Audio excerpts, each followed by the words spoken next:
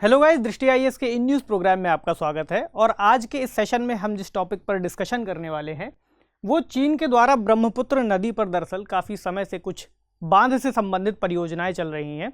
इसका ही कुछ एक नया अपडेट आया है जिसको लेकर के हमने आज इस टॉपिक को सिलेक्ट किया है। तो गाइज, मैं हूँ हिमांशु। चलिए सबसे पहले न्यूज़ को देखते हैं। तो हमारी न्यूज़ है आज की, China gives green light for first down stream dams on Brahmaputra river. यानी पिछले दिनों अभी हाल ही में चीन के द्वारा ब्रह्मपुत्र नदी, जिसे तिब्बत में यारलुंग सांगपो या यारलुंग जांगबो के नाम से भी जाना जाता है, उसको उसने यानी चीन ने यारलुंग सांगपो नदी पर कुछ बांध बनाने की एक परियोजना है उसको मंजूरी दे दी है। यह परियोजना चीन की जो पंचवर्षीय परियोजनाएं हैं, तो हाल ही में जो 2021 से लेकर के 2025 तक के लिए चीन की 14वीं पंचवर्षीय योजना के अंतर्गत इस पूरे प्रोजेक्ट को शामिल कर लिया गया है। पिछले काफ़ी समय से हालांकि यह न्यूज़ खबरों में बनी हुई थी कि शायद चीन ऐसा कोई निर्माण कार्य करने वाला है, लेकिन जब इस परियोजना को चीन की 14वीं पंचवर्षीय परियोजना के अंतर्गत शामिल किया गया, उसके बाद से इस खबर की लगभग पुष्टि होती दिख रही है और आने वाली 11 तारीख को संभावना है कि यह जो मंजूरी है उसको फाइनल कर दिया जाएगा। तो ऐसे में आज का हमारा जो ओवरऑल डिस्कशन रहने वाला है, हम देखेंगे कि यारलुंग जांगबो नदी किस तरीके से, उस पर कौन कौन से बांध बनाए जा रहे हैं और पहले भी कौन से बांध बनाए गए हैं। तो इस बार जो बांध बनाया जा रहा है वह इस नदी के डाउन स्ट्रीम में बनाया जा रहा है। तो हम जिक्र करेंगे पूरे टॉपिक में कि डाउन स्ट्रीम क्या है, अप स्ट्रीम क्या है और ये बांध कहाँ पर बनाया जा सकता है। हालांकि अभी इसकी कोई स्पष्ट पुष्टि नहीं हुई है कि यह कहाँ बनाया जाएगा। तो सबसे पहले हम टॉपिक के अपने डायमेंशंस को देख लेते हैं। टॉपिक पर हम बात करेंगे ब्रह्मपुत्र नदी पर इस हाइड्रो पावर प्रोजेक्ट्स के बारे में कि अब तक कौन कौन से प्रोजेक्ट्स बनाए गए हैं या अब जिस इस प्रोजेक्ट की हम बात कर रहे हैं ये कैसा प्रोजेक्ट होने वाला है। इसके साथ ही यहाँ पर समझना जरूरी होगा कि ब्रह्मपुत्र नदी का अपवाह तंत्र कितना बड़ा है, कौन कौन सी नदियाँ हैं, वह किस दिशा से किस दिशा की ओर बहती है, ये सारी चीज़ें हम समझेंगे। इससे जुड़े चैलेंजेस क्या हो सकते हैं इनके बारे में भी बात करेंगे। इसके अलावा चैलेंजेस में ही एक उदाहरण हमें देखने को मिलता है मेकोंग नदी का। तो मेकोंग नदी में भी चीन के द्वारा इस तरीके की कई परियोजनाएं चलाई जा रही थी जिसके कुछ प्रभाव और उससे संबंधित कुछ रिपोर्ट्स सामने आई थी। तो हम बात करेंगे कि उन रिपोर्ट्स में क्या बातें सामने आई हैं, जिस तरीके की संभावना भारत भी एक तरीके से इस ब्रह्मपुत्र नदी पर बनाए जाने वाले बांधों के अंतर्गत देख सकता है। बात करेंगे क्या किया जा सकता है यानी वे फॉरवर्ड की, और एक सवाल रहेगा जिसे आप क्लिम्स के स्तर पर डील करेंगे। हालांकि ये टॉपिक अपने आप में बहुत इंपॉर्टेंट है जीएस पेपर 3 के हिसाब से भी और पेपर 2 के हिसाब से भी।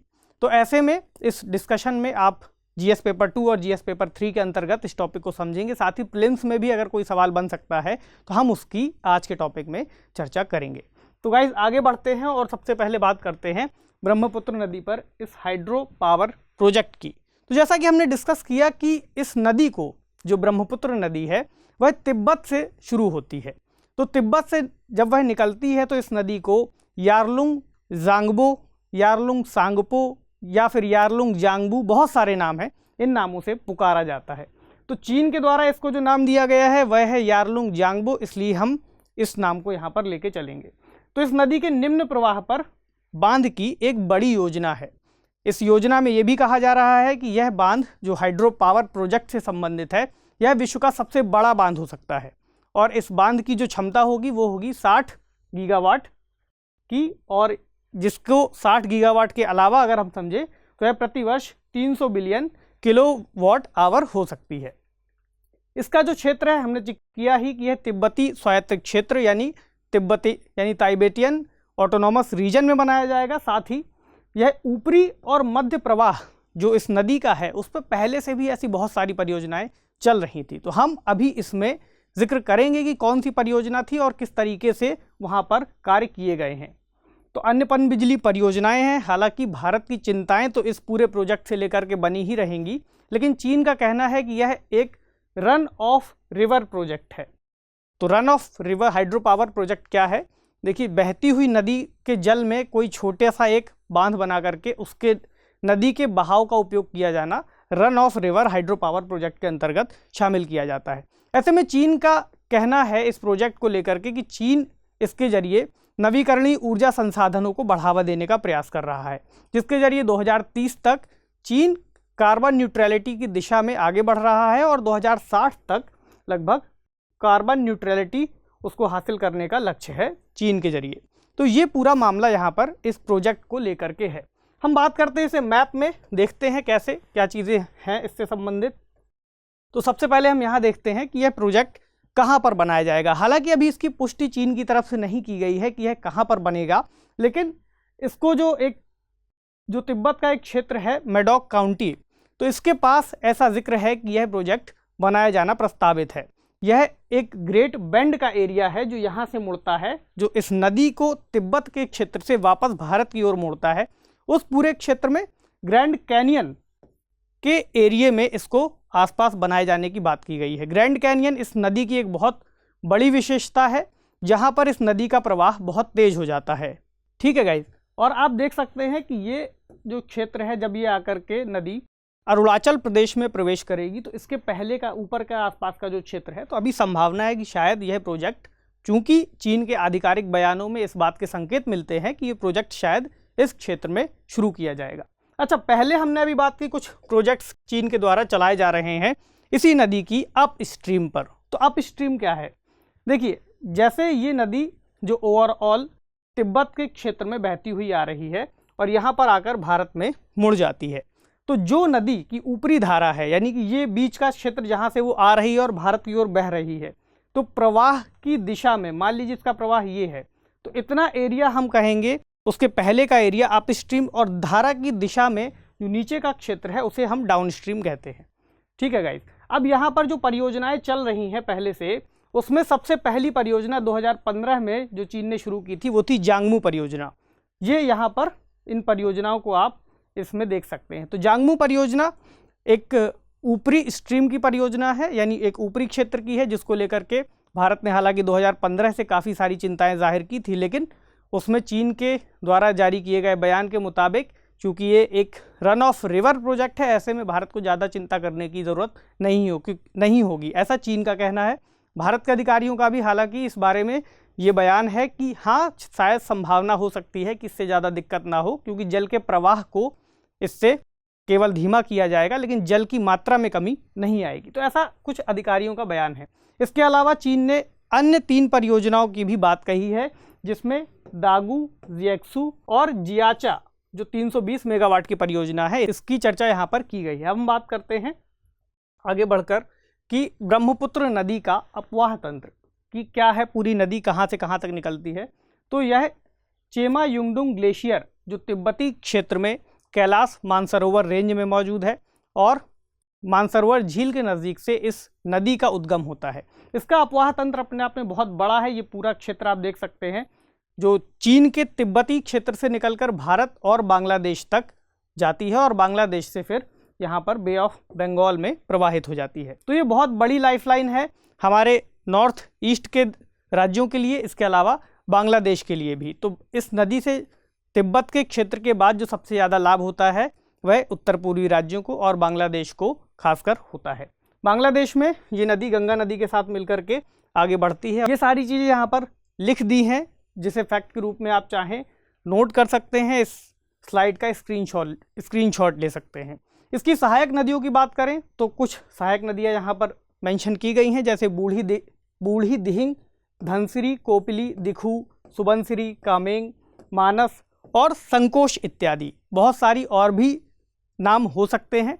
हालांकि आपके लिए जो एक बहुत इंपॉर्टेंट काम होगा वो ये होगा कि आप एक मैप लेकर के इन नदियों को लोकेट कीजिए कि कौन सी नदी लेफ्ट साइड से मेन स्ट्रीम में मिलती है और कौन सी नदियाँ राइट साइड से मिलती हैं, क्योंकि अक्सर परीक्षाओं में इस तरीके के सवाल भी पूछ लिए जाते हैं कि बाएं तट से कौन सी नदी मिलती है या दाएं तट से कौन सी नदी मिलती है। तो हालांकि ये नाम के साथ ये भी जानना जरूरी है कि नदी किस दिशा से मेन मुख्य धारा में प्रवाहित हो रही है। इसके महत्व की बात करें कि ब्रह्मपुत्र नदी का महत्व क्या है, तो यह अपने आप में बहुत महत्वपूर्ण नदी है और इसके जरिए सबसे पहले तो अंतर्देशीय जलमार्गों के रूप में इसके जल का उपयोग किया जाता है। एक बहुत बड़ी मात्रा में ये नदी विध्वंसक और निर्माणकारी के रूप में देखी जाती है, यानी इस नदी के जरिए बहुत सारी मात्रा में जलोढ़ मिट्टी लाई जाती है। साथ ही अक्सर बाढ़ की स्थितियां भी इस नदी के जरिए बनती हुई दिखती हैं। हमने यहाँ बात कर ली विनाशकारी बाढ़ की। इसके अलावा मिट्टी का क्षरण करना, साथ ही नई मिट्टी के जरिए यानी कि मिट्टी को बहाव के जरिए ला करके नए मैदानों या नए क्षेत्रों का निर्माण करना इस नदी के जरिए नदी के कार्यों में शामिल है। इस नदी का एक प्रमुख जिस भाग की हम बात करें वह है ग्रैंड कैनियन का क्षेत्र, जो तिब्बत के क्षेत्र में मौजूद है। इसका एक प्रमुख विशेषता के रूप में जाना जाता है। इसके अलावा इसकी धारा में बदलाव होता रहता है अक्सर, कि इसकी स्ट्रीम मुड़ती रहती है अपनी जगह से। इसके अलावा असम के डिब्रूगढ़ में कई द्वीपों का निर्माण, जिसमें माजुली द्वीप भी शामिल है, इस नदी के जरिए किया गया है। इसके अलावा असम में मौजूद काजीरंगा नेशनल पार्क या फिर पौबितोरा नेशनल पार्क की यह जल की उपलब्धता के लिए एक प्रमुख स्रोत है। अब हम बात करते हैं इससे संबंधित चुनौतियों के बारे में कि क्या क्या मुद्दे हो सकते हैं भारत के लिए इस तरीके का कोई बांध बनाए जाने के चलते। सबसे पहले तो जल की मात्रा एक बड़ा मुद्दा नहीं होगी, जैसा अभी हमने डिस्कस किया भारत की तरफ से जो बयान आए हैं, लेकिन जल की मात्रा के अलावा जल के प्रवाह को लेकर के यहाँ पर चिंता हो सकती है। हालांकि बेसिन का ऊपरी क्षेत्र, जिसे हम अप स्ट्रीम कहते हैं, उसकी वजह से भारत का कहना है कि बहुत ज़्यादा फर्क नहीं पड़ेगा, क्योंकि भारत के अंदर लगभग 35% नदी का ओवरऑल बेसिन में भारत के अंतर्गत उसकी सहायक नदियों का यहाँ पर मुख्य हिस्सेदारी होती है। ऐसे में भारत कुछ बातों को लेकर के चिंता से मुक्त है। हालांकि पूरी तरह से तो चिंता से मुक्त नहीं हो पाएगा, क्योंकि नदियों के अंतर्गत किए जाने वाले निर्माण कार्य या फिर अन्य तरीके के कार्य नदियों के जल को विषैला करते हैं या और भी तरीके से खराब करते हैं। ऐसे में ब्रह्मपुत्र नदी का पानी जो बहुत महत्वपूर्ण है, अगर उसमें किसी भी तरह के बहुत सारे निर्माण कार्य चीन के जरिए किए जाने शुरू हो जाएंगे तो नदी के जल की उपलब्धता के साथ साथ नदी के जल के शुद्धता पर भी इसका प्रभाव पड़ेगा। तो ये एक चिंता हो सकती है, जैसे जल की गुणवत्ता, पारिस्थितिक संतुलन और बाढ़ प्रबंधन को लेकर के भारत की चिंता बनी हुई है कि यदि कल को एक स्थिति ऐसी आ जाती है कि भारत में बाढ़ या फिर नदी के प्रवाह में तेजी आती है और चीन के जरिए अगर उसी दौरान वहाँ से पानी छोड़ दिया जाएगा तो भारत में चिंता का विषय बन सकता है। इसके अलावा ग्रेट बैंड में नए बांध का जिस हम निर्माण की बात कर रहे हैं वो इसी कारण से एक चिंता का विषय बना हुआ है। इसके अलावा भारत और चीन के बीच में जल साझाकरण को लेकर के किसी भी तरह के समझौते का अभाव है, यानी समझौता दोनों देश के बीच में मौजूद नहीं है कि किस मात्रा में जल का उपयोग किस देश के द्वारा किया जाएगा। ऐसे में भारत और चीन के बीच में केवल हाइड्रोलॉजिकल डेटा का ही आदान प्रदान किया जाता है, जबकि इसके पूरे डेटा का आदान प्रदान किए जाने की ज़रूरत है कि इसका रियल टाइम डेटा दिया जाए, केवल जल से संबंधित वैज्ञानिक आंकड़े ही उपलब्ध न कराए जाए। इसके अलावा सूखे, बाढ़ तथा भारी मात्रा में जल के प्रवाह की चेतावनी जैसे मुद्दों पर हमेशा संवाद किए जाने की ज़रूरत है कि कल को अगर बाढ़ जैसी स्थितियां बनती हैं तो चीन में इस बात का पता चल सकता है पहले ही और चीन इसकी जानकारी भारत को दे सकता है। तो ये कुछ मुद्दे हैं। अब हम बात करते हैं मेकोंग नदी मामले की, यानी कि जिन मुद्दों की हमने यहाँ पर बात की, अभी हम चिंताओं के बारे में बहुत स्पष्ट नहीं हैं। ऐसे में कई सारे अध्ययन, जो अन्य अध्ययन चीन के जरिए इस तरीके के बांधों में किए गए हैं, उसी तरीके का एक अध्ययन है मेकोंग नदी पर किया गया अध्ययन, जिसको लेकर के भारत में बहुत सारे विशेषज्ञों ने और पर्यावरणविदों ने चिंता जाहिर की है। उनका कहना है कि अगर एक पहले से इस तरह का अध्ययन हमारे पास मौजूद है तो हम ब्रह्मपुत्र नदी के लिए इस तरह की संभावनाओं पर विचार कर सकते हैं। यानी कि मेकोंग नदी में क्या हुआ था, sustainable infrastructure partnership in Bangkok यानी SIPB और लोअर मेकोंग इनिशिएटिव यानी LMI ने एक अध्ययन जारी किया था। मेकोंग नदी जो तिब्बत के क्षेत्र से निकलती है तो चीन में उसे ऊपरी स्ट्रीम माना जाता है, उसके बाद वह बहती हुई अन्य निचले क्षेत्रों में जाती है। तो चीन ने जब वहाँ पर कई सारे बांधों का निर्माण कर दिया तो उसके जरिए जो अन्य देशों में पानी की उपलब्धता थी उसमें बहुत तेज़ी से गिरावट देखने को मिली।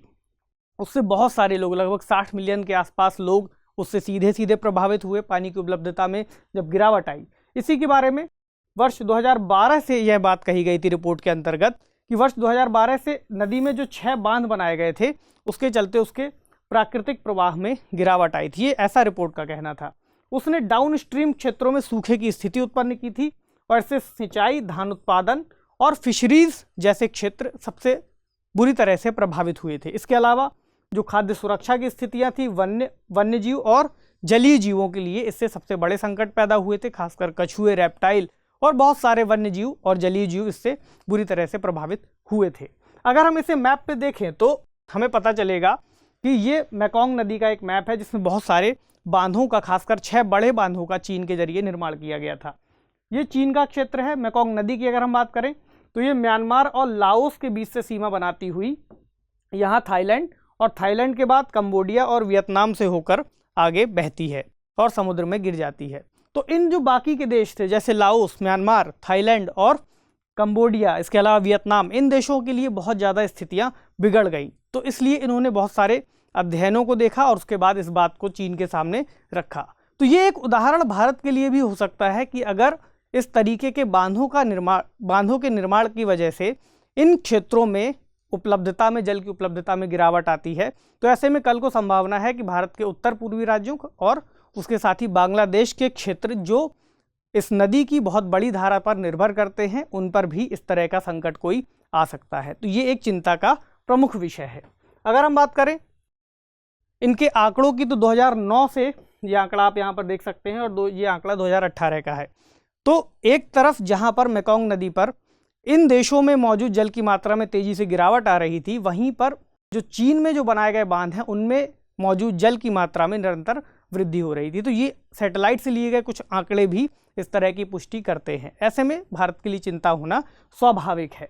अगर हम अब बात करें कि क्या किया जा सकता है भारत के लिए, तो सबसे पहले भारत के लिए बहुत ज़रूरी होगा कि वह पूरे बेसिन की स्थलाकृतिक स्थिति के बारे में अध्ययन कराए और जानकारी की मांग करे चीन से, क्योंकि केवल हाइड्रोलॉजिकल डेटा के उपलब्धता के कारण होने वाली जो जानकारी है वो अपने आप में अस्पष्ट होगी। ऐसे में जब तक पूरी स्थलाकृति के जरिए जानकारी नहीं मिलेगी तो हम इस बात को तय नहीं कर पाएंगे कि कितना जल चीन के द्वारा रोका जा रहा है और कितना जल भारत के लिए आने वाला है। इसके अलावा ब्रह्मपुत्र बेसिन में जल सुरक्षा के लिए दीर्घकालिक एक रणनीति बनाई जाए कि किस तरीके से आने वाले टाइम में हम चीन से बातचीत के जरिए जल की उपलब्धता को सुनिश्चित करने को लेकर कुछ बात कर सकते हैं।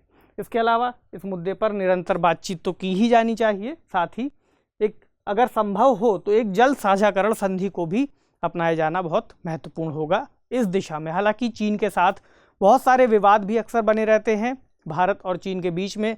इसकी कई सारी वजहें हैं जिन पर हम आज डिस्कस नहीं करेंगे, लेकिन ये सारी चीज़ें तो मौजूद हैं। ऐसे में जल का मुद्दा यहाँ पर, इसको कई विशेषज्ञ ये भी कह रहे हैं कि अन्य क्षेत्रों में जहाँ भारत की चीन के साथ प्रतिद्वंद्विता बनी हुई है उसकी ही वजह से यहाँ पर भी चीन इस तरीके की रणनीतियाँ अपनाता है या अपना रहा है।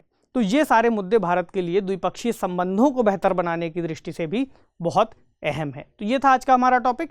बढ़ते हैं सवाल की तरफ, लेकिन आपको उससे पहले एक जानकारी दे दें कि दृष्टि आईएएस ने यूपीपीसीएस के लिए यानी यूपीपीएससी प्रीलिम्स 2021 के लिए एक क्विक रिवीजन कोर्स की शुरुआत की है, जिसे आप ऑनलाइन मोड के जरिए ले सकते हैं। इसमें एडमिशन्स की शुरुआत 12 मार्च से होनी है। तो आप अधिक जानकारी के लिए दिए गए नंबर्स पर कॉल कर सकते हैं और इस कोर्स का लाभ उठा सकते हैं। अब बढ़ते हैं अपने सवाल की तरफ। तो सवाल है, ये सवाल हमने आज का प्रीलिम्स के हिसाब से लिया है। सवाल पढ़ देते हैं। निम्नलिखित कथनों पर विचार कीजिए। ब्रह्मपुत्र नदी को बांग्लादेश में यारलुंग जांगबो के नाम से जाना जाता है, यह पहला कथन है। दूसरा कथन है, ब्रह्मपुत्र नदी का उद्गम तिब्बत के चेमा योंगडुंग ग्लेशियर से माना जाता है। और तीसरा कथन है, कोसी ब्रह्मपुत्र नदी की एक सहायक नदी है। तो सवाल में पूछा गया है उपरोक्त में से कौन सा या कौन से कथन सही है। ऑप्शन है केवल 1 और 2, केवल 2 और 3, केवल 2 या फिर उपरोक्त सभी। तो आप कमेंट सेक्शन में इस सवाल का जवाब दीजिए और बताइए कि इसमें से कौन सा जवाब सही है। तो गाइज़, ये था आज का हमारा ओवरऑल डिस्कशन। आपसे मिलेंगे अगले सेशन में कुछ नए टॉपिक्स के साथ। तब तक के लिए पढ़ते रहिए, सेफ रहिए। शुक्रिया।